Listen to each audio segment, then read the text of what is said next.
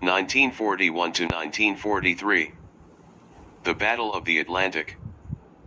Despite being poorly prepared with only 20 U-boats and crews at the start of the war, the Germans quickly realized that Britain's sea supply lines and trade routes were very vulnerable to attack.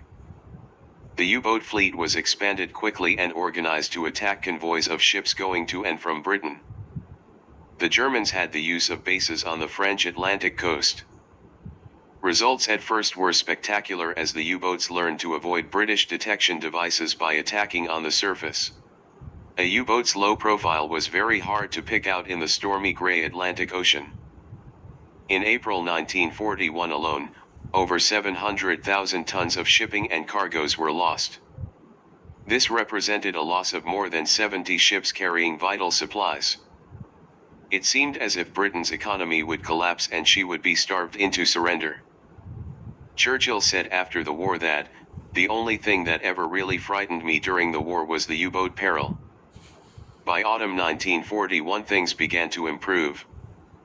Large numbers of U.S. warships joined British ships on convoy protection duty. Gradually the use of radar helped ships and newly developed long-range aircraft to spot U-boats more easily. By the end of 1943 the U-boats were effectively defeated. Approximately 90% of men who served in U-boats were killed in action. September 1942 – February 1943. Stalingrad. In the spring of 1942, German armies again moved forward in the Soviet Union. In the south, Hitler ordered his famous Sixth Army to take the city of Stalingrad.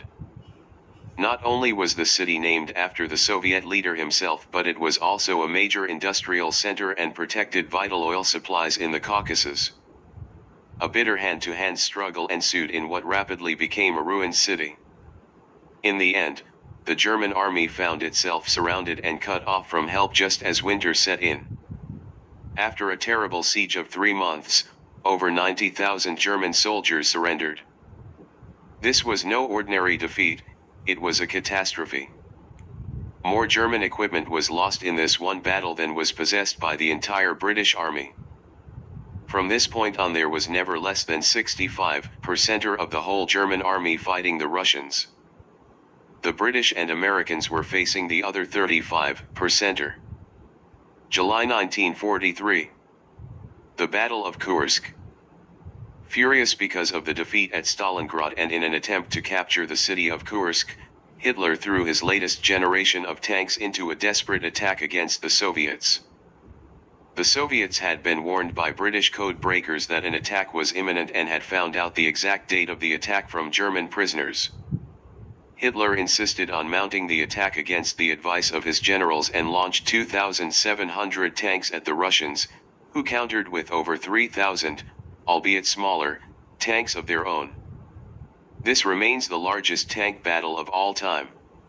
Many of the new German tanks broke down and many more were smashed by the Soviet defense lines. The attack failed totally. Germany lost so many men and tanks that it was never again in a position to mount a major attack in the east.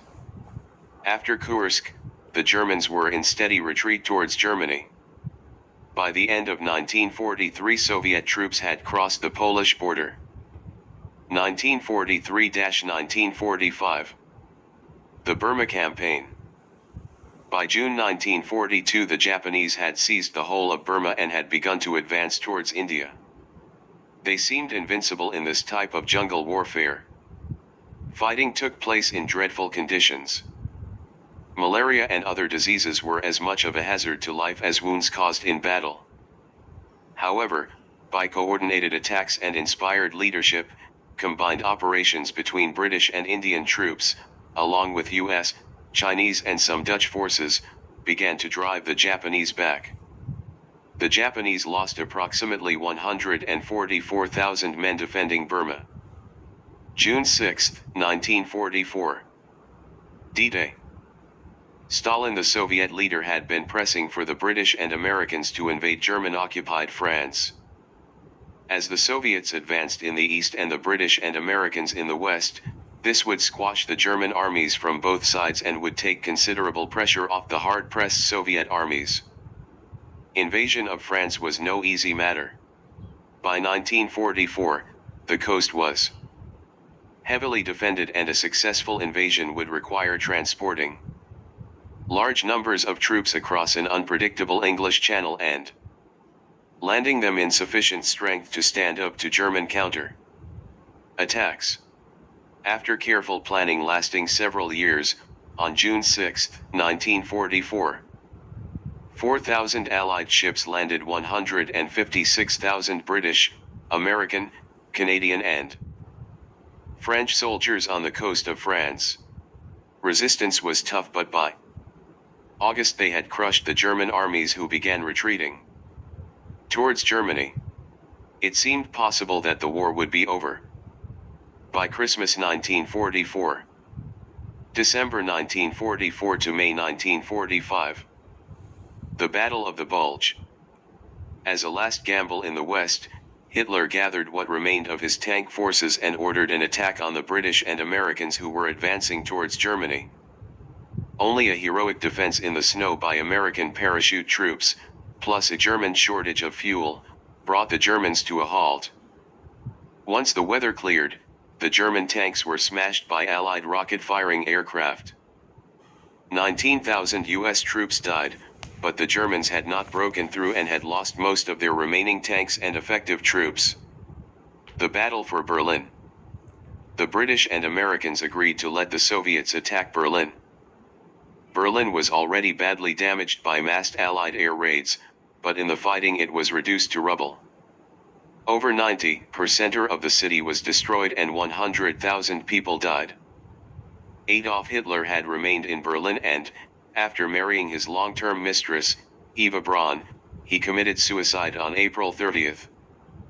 On May 1, 1945, the Soviet red flag was raised above the German parliament building, the Reichstag. Fighting stopped in the city on May 2. German forces across the whole of Europe surrendered unconditionally and all fighting had stopped by May 8, 1945. 6 and 9 August 1945. Hiroshima and Nagasaki. From 1943 onwards, the US forces gradually forced the Japanese back across the Pacific. Island after island was recaptured, but at enormous cost to the invaders.